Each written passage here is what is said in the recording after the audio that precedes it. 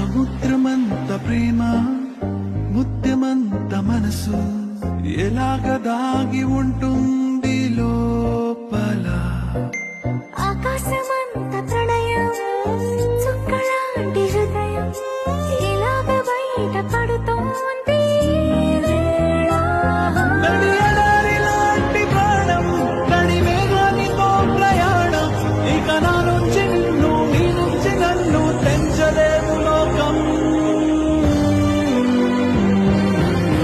జల జల జలపాతం నువ్వు సెల సెల సెల ఏరుని నేను